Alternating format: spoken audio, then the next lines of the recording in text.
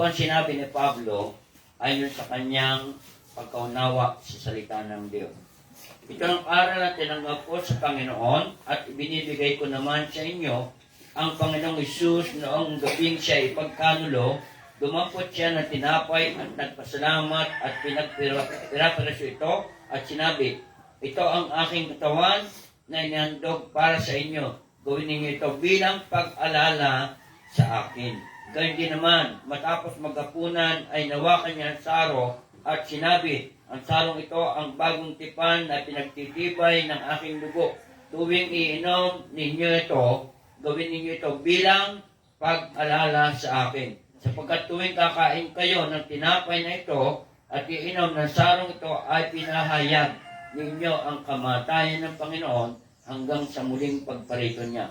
At ang sino mang kumakain ng tinapay at umiinom ng saro ng Panginoon ay di na nararapat ay nagkakasala sa katawan at dugo ng Panginoon.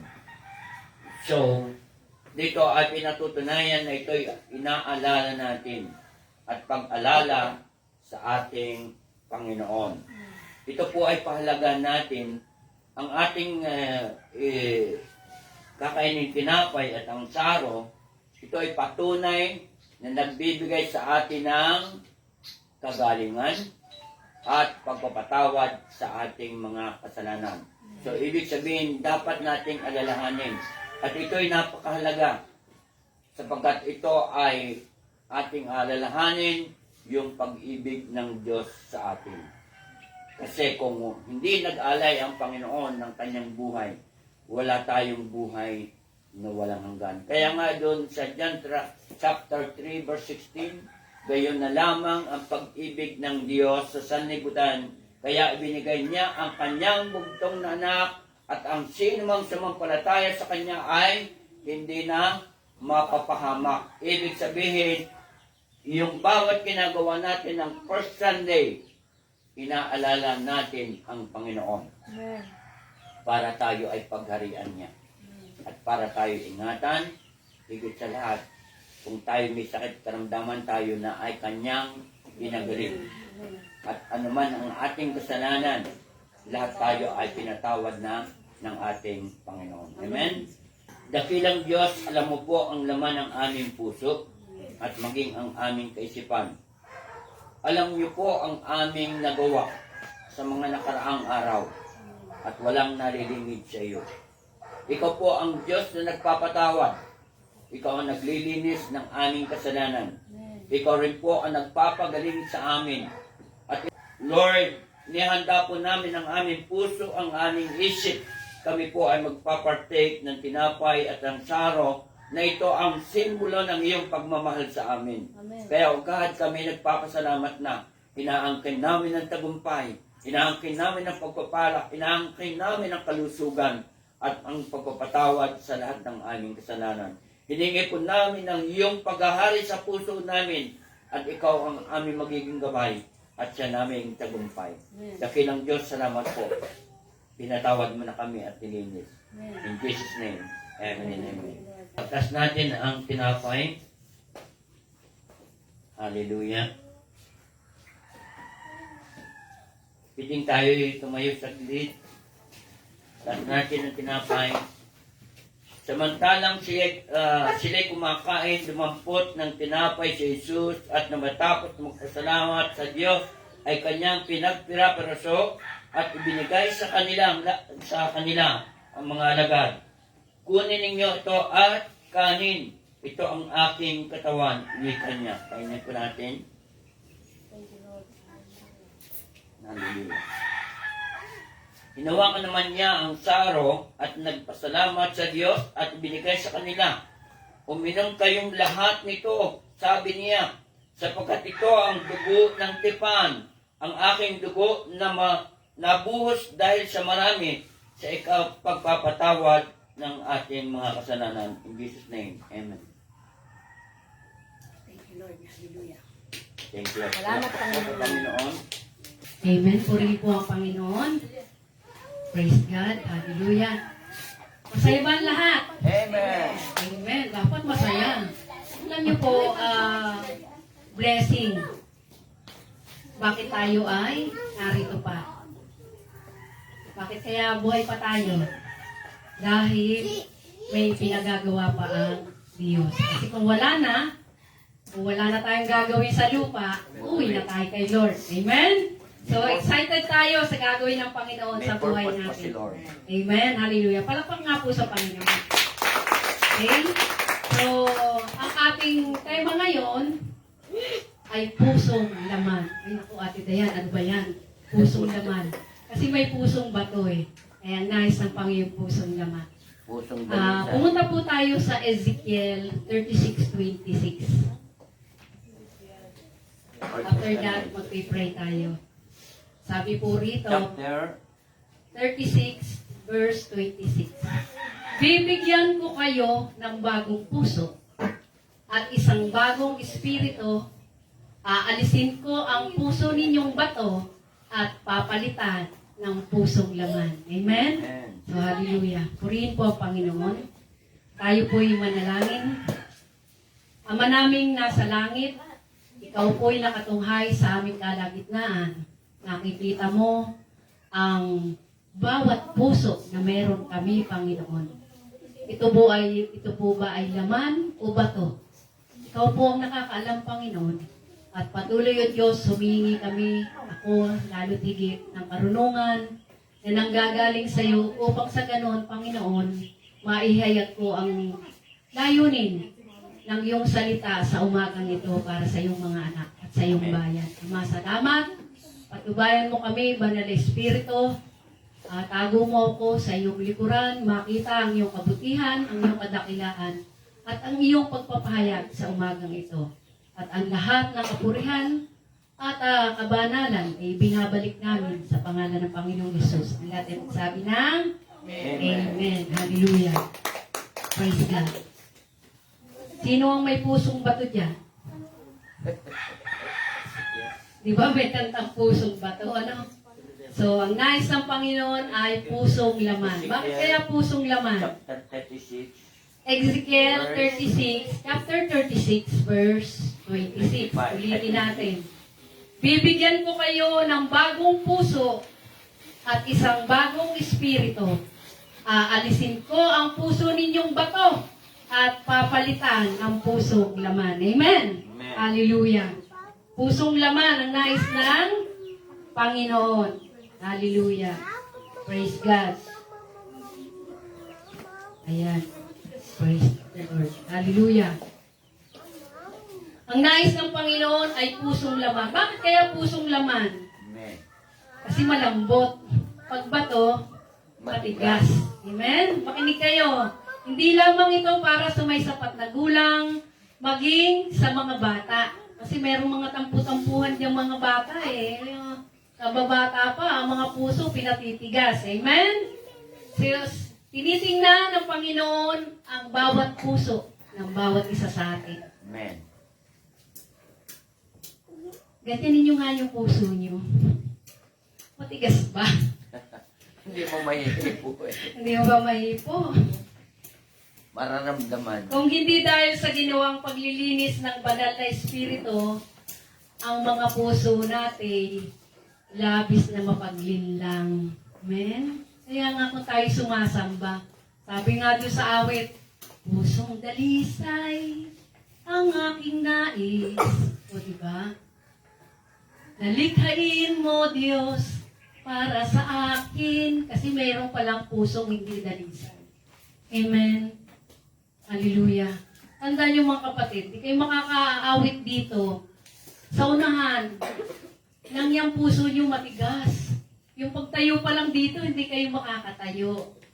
Pero bakit yung mga bata kanina at yung mga youth tumayo? Kasi pusong laman, malambot, na. Masunurin na. masunurin na. Amen? Si boy. Kaya nakakatuwa ang Panginoon. Talagang lagi siyang merong paghambing sa mga ginawa niya. O, sa kalikasan, bato, di ba, ginawa niya. So, inihahambing ang ating puso sa laman at sa bato. Kaya dumalangin tayo sa Panginoon na itong pusong ito ay laging pusong laman. Katulad ni David, na ang kanyang puso ay nag-pray siya, nalilisin. Kasi mapangwasak yung puso eh. Alam niyo ba yun? Kung bakit merong mga naghihiwalay na mag-asawa. O di ba puso din yun? Di naman utak eh. Puso Diba? pinigilan. Puso. So kailangan yung pusong yan, pusong laman. Na alam kung ano ang salita ng Panginoon at dapat sinusunod. Sa awit 51:10, ayan, sabi ni David, ito ang dalangin niya. At maging dalangin din natin. Awit 51 verse 10. Likhaan mo ako ng isang malinis na puso, O Diyos, at mabago ka ng isang matuwid na espiritu sa loob ko. So may espiritu na kakaiba dyan sa loob natin kapag hindi tayo tumatanggap sa Panginoon. Kung tayo tumanggap sa Panginoon, anong espiritu nang mayroon sa atin? Banal na espiritu. Amen. Tinanggap natin. Kaya nakakatuwa na ang pusong yan, yung mga batang yan, kung bakit nandito. At yung mga wala, makikita nyo anong puso ang meron sila, yung mga nandito. At anong puso yung wala dito na dati umaattend dito. Amen? So, pusong laman, kapag laman, malambot, masunurin. Sibol. Oo, diba? Okay? Ang pinakahahangad ng Diyos sa atin ay ang mahalin siya ng buong puso. Ha? Hindi niya hinahangad na kung ano pa man ang gusto niya at nais niya, mahalin natin siya ng buong puso. Kung bakit nga tayo nandito eh, napatunayan natin sa Panginoon sa umagang ito, mahal natin siya. Amen? Amen. Nandito tayo eh.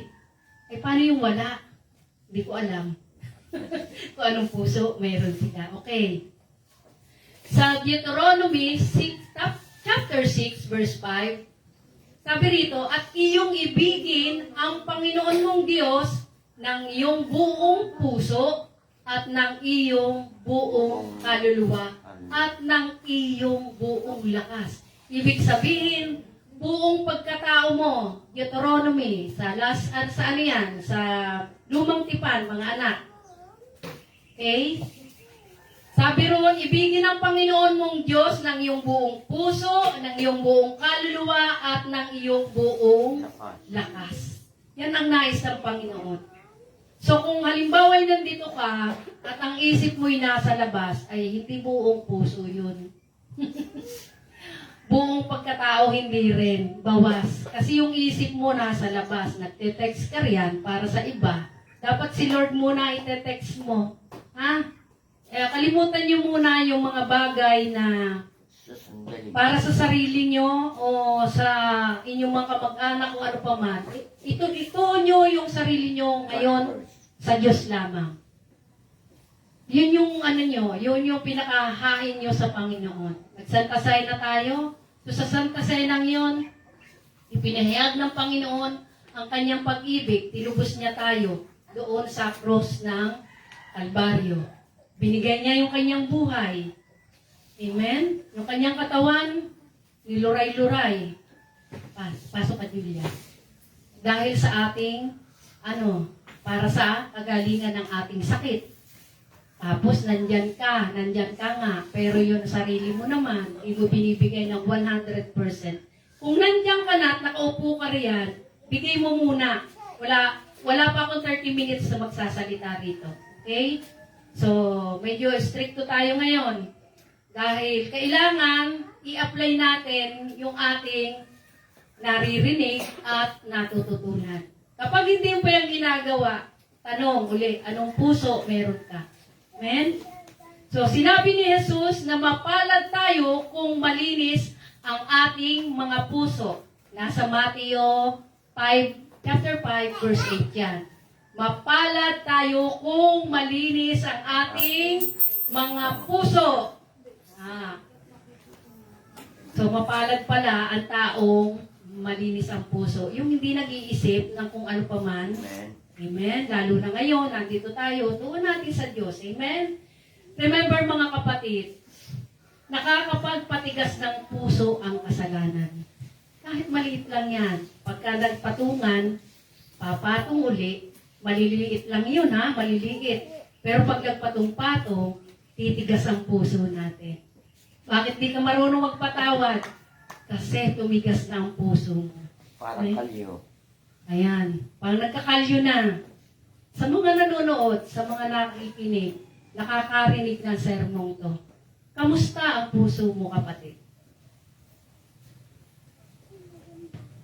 Kamusta ang puso mo, Julia? Okay. Oh, napakabuti ng Panginoon. Amen. Hallelujah. Habang pinahihintulutan natin ang kasalanan sa ating puso at sa ating buhay, lalo naman tayong nagiging manhid sa sasabihin ng Diyos. Hindi natin maririnig, hindi natin iintindihin, kasi manhid na nga. Kapag manhid na ang puso mo, kahit anong marinig mo tungkol sa Diyos, wala. Lipas lang. Dumaan dito, lumabas doon. Sinabihan, a-attend kayo pag Sunday. Kasi yun lang yung paraan para maribay. Uli kayo, kung halimbawa sa isang linggo, kayo ay masyadong hectic ang schedule, pagod na pagod kayo, stress kayo. Pero pag nandito, nakarinig kayo ng salita ng Diyos, nakakapag-relax kayo. Sabi nga, may kapahingahan. So, sa 7 araw, ilan ang sa Diyos? Isang araw lang, pero hindi pa nga isang araw, oras lang. Pero habang tayo nandito, makinig. Ano, mga bata? Yan. Tulad ni Julia. Sabi ko sa kanya, kamusta ang puso mo? Sabi niya, okay. O, ibig sabihin yung bata, hindi nagtatanim ng sama ng loob. Dumaan man yung isang linggo na marami siyang dinaanan ng mga pakikisama, pakisalamuha sa mga tao, pero ayos pa rin yung puso niya. Sana maging ganun tayong mga may sapat na gulang. Na ang puso ay laging ayos, hindi tumitigas. Kaya nga kanina, sa Santa Cena natin, bago tayo nag-pray muna tayo. Pinaayos muna natin yung ating puso. Amen? So, tamang-tama ito para sa atin. Ang hindi pagpapatawad ay kasalanang nakapagpapatigas sa ating puso. Sino ang may kaaway pa dyan? Sino ang hindi pa marunong patawad? Yung hindi bati-bati dyan, mga bata. Kaya dapat, saglit lang kung magtatampo. Magpapatawad agad. At hindi po pwede na kaya kayo nag-away, eh siya lang yung may kasalanan. Pareho kayong may kasalanan. Hindi kayo mag-aaway kung hindi mo pinatulan. O, di ba? Ganon yun. So, sa mga may sapat na gulang, abay, alam nyo na ang dapat gawin. Repent. Hingi ng tawad sa Panginoon. Lord, alisin mo ang pride ko para ako makapagpatawad. Hallelujah. Yung pride na yan, ikuskus mo, sabunin mo na lang. Amen? Paigi pa yung pride. Nagiging sabon, mabula. Pero kapag pride ito nasa tao, lumagay sa utak, wala. Kahit walang-wala na, paiirali pa rin yung pride. Ayan. So, Fried chicken. Fried chicken. Okay. Masarap. So, okay? Nagiging manhid tayo sa Diyos at sa Kanyang salita kapag inilalantad natin ang ating sarili sa kasalanan. Nilalantad nyo ba ang inyong sarili sa kasalanan? Ibig sabihin nun, alam nyo ng mali, ginagawa mo pa, ayun, anong mangyayari sa'yo? Magiging manhid ka. Sinabi ng Lord, huwag kang pupunta riyan sa kukuti-kutitap. Nakita mo na yung kukuti-kutitap. Dumaan ka pa, natukso ulit. Yung pumasok. O, ano na naman nangyari? Di, kasalanan na naman. Okay? So, yun ay doon sa mga lalaking mahilig doon dumaan sa may kukuti-kutitap. Okay? At kung meron naman kayong mga ka-MU dyan sa online, ay tigil-tigilan nyo na dahil hindi makakabuti sa inyo. Amen? Ang tunay na pag-ibig ay nakapaghihintay. May tamang panahon. Sabi nga ni Aiza Sigera, may tamang panahon. Sa tamang panahon. Amen? Isa ba yun? Oo. O, saka si Raisa May. tamang panahon. O si May Mendoza, May Mendoza. tamang panahon. Pero may awit si Aiza Sigera dyan. Meron. Tamang panahon. Okay? Sa katagalan, ang puso natin ay nagiging bato o nagmimistulang bato na hindi tumatanggap ng bagong pahayag ng Diyos. Matigas na at manhid. Kahit anong sabihin mo, wala na. Lagpas na. Lalagpasan na lang si pastor, hindi na lang babatiin. At pag nakita si pastor, malayo pa lang, tataguan ko si pastor para hindi ako makita. O, di ba? Ganon, pag nagkakasala, naalala niyo mga bata, kapag hindi kayo nakasamba, ayaw niyo makita si pastor. Pag dadaan si pastor, makikita ako, tatago na, mananakbo na. Nakikita ko pa lang yung buhok ni pastor doon sa dulo, nananakbo na yung mga bata. Kasi bakit? Hindi na nakakasamba. Hindi na nakakapakinig ng salita ng Panginoon. So, ginagawa tayong manhid ng ating kasalanang nagagawa sa Diyos. Kaya laging may repent. Oh, yung bait ng batang yan. Anong pangalan yan? Ha? Ethan. Ang bait ni Ethan, ano? Bait-baitan. Oo. Bait-baitan. Ah, hindi. Mamaitan. O, yan. Mabaitan. Tandaan mo kapatid, ang Diyos ay mapagpatawad. Okay? Sa 1 John 1:9, sabi roon, tingnan nyo mga anak. 1 John 1:9, kung ipapahayag natin ang ating mga kasalanan, memory verse to ng mga taga San Juan, ay tapat at banal siya na tayo'y patatawarin sa ating mga kasalanan at tayo'y lilinisin sa lahat ng kalikuan. Amen? So, dapat mayroon kayong mga memory verse na natatandaan. Laging makapagpaalala sa inyo. Okay? So, salamat sa Diyos, mapagpatawad siya. Hindi kakapal yung ating kasalanan. Hindi magiging kalyo. Hindi magiging bato ang ating puso. Sabi nga ni Julia, okay ang aking puso. Dapat laging okay ang ating puso. Amen? Nagiging matigas na ba ang inyong puso sa Diyos? Tanong ko. Sa palagay mo ba, wala na makakapalambot nito? Sa mga nakikinig sa online, kamusta ang iyong puso?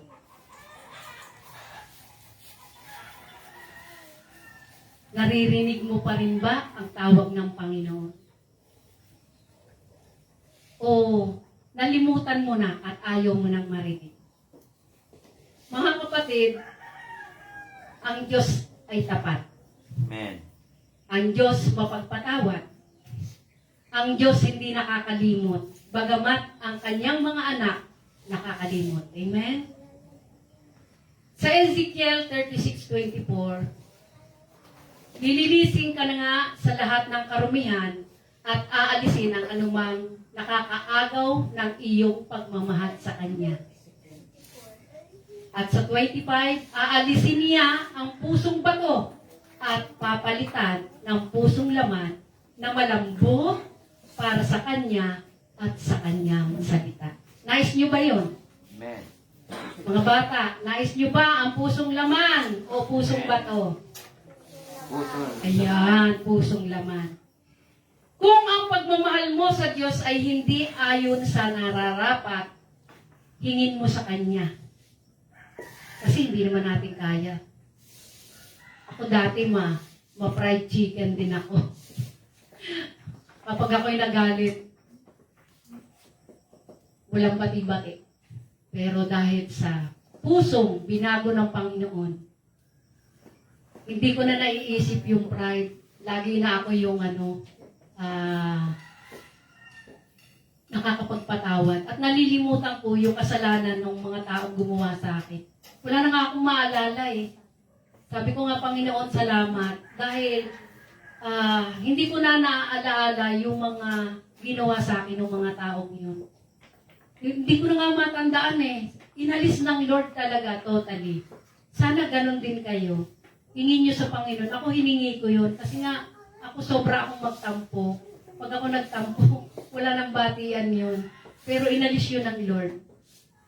At inalis din ng Diyos sa akin yung Sabi nga, yung nag-iiwan ng ano dito sa puso, inalis ng Lord yun. Masasabi ko sa inyo ngayon na ang puso ko ay talagang nakalaan na sa Panginoon. Bukod doon, yung mapagpatawad. Hindi na talaga ako nagkikimkim ng galit. At antimano, sinasabi ko sa iyo kung halimbawa meron akong nais na kumprontahin ka o ano, in a good way na. Hindi dati, talagang, ayan, alam ni Pastor kung ano ugali. Pero dahil sa Panginoon, sa binagong puso, sa binagong buhay, ang pusong ito ay hindi na pusong bato, kundi pusong laman na. Malambot na. Amen? At madali nang umiyak. Madali nang umiyak sa Panginoon. Kasi nalaman ko na ang Diyos ay hindi niya nais na manatili kang ganun. Amen? Ang nais ng Panginoon, ang ating puso ay laging ayos at laging nakalink, kumbaga nakaano tayo sa Panginoon. Na yung ano yung gusto na, ano yung nais niya sa buhay natin. Kung ang pagmamahal mo sa Diyos ay hindi ayon sa nararapat, tingin mo sa Kanya na baguhin ang iyong puso at ibalik ang iyong pag-ibig sa Kanya. Kasi kapag nawawala at tumitigas yung ating puso, yung pag-ibig natin sa Diyos nawawala. Amen? Sa mga kabataan at mga bata, ganon pa rin ba ang puso nyo noong kayo tumanggap sa Panginoon? Tanungin nyo ang sarili nyo. Ganon pa rin ba? Magpapatuloy pa rin ba sa Panginoon? Sagot. Amen. Opo, okay. Sa mga may sapat na pag-unawa, sa mga katulad ko ang edad, kamusta na ang puso mo? Tulad pa rin ba noong unang tanggapin mo si Jesus? Ikaw lang ang nakakaalam at ang Panginoon. Amen? Kapatid, nais ng Panginoon na manatili ka sa unang pag-ibig mo sa Kanya. Amen? Kung excited ka noong una sa pagtanggap sa Panginoon at tuwang-tuwa ka na nireceive mo siya bilang iyong Panginoon at sariling tagapagligtas, yung pusong yan at ang banal na Espiritu ay sumayo, sana hanggang ngayon at sa darating panahon, ganun pa rin. Amen. Walang magbabago. Amen? Ingatan natin ang ating puso, huwag hayaang tumigas, dahil, alam nyo, yung buhay na walang hanggan, hindi natin ito makakamtan kung ang pusong iyan ay matigas. Amen? Hayaan mo na ang pusong iyan ay laging dalisayin ng Panginoon. Hayaan mo na ang pusong iyan ay laging naghahanap sa mukha ng Diyos, sa Kanyang salita. At yun ay makukuha lang natin sa pananalangin at pagbabasa ng Kanyang salita. Amen. Bawat tibok ng puso natin, naghahayag, ang Diyos ay buhay at naninirahan dyan, sa puso mo. Ang Diyos ay naninirahan dyan sa puso mo. Alam niyo ba yon? Kasi sabi nga ng Panginoon, we are the temple of God. Hindi yung mga building na malalaki. Noon ba, naghahayag ang Panginoon, nasa building ba siyang malaki? Wala, di ba? Nandun siya sa tabing dagat, nasa kaparangan, walang building. Dahil ang tunay na templo ay yan, ikaw, yung puso mo. Diyan tumitira ang Panginoon. Amen? Kaya nga, yung pusong yan, huwag pong magiging matigas. Kasi nga, aalis dyan ang Panginoon. Lalo tigit yung banal na Espiritu na tinanggap mo mula sa Kanya noong ikaw ay tumanggap. At ang pag-ibig na una mong nadama noong ikaw ay tumanggap sa Panginoon, naway manatili sa puso mo. Amen.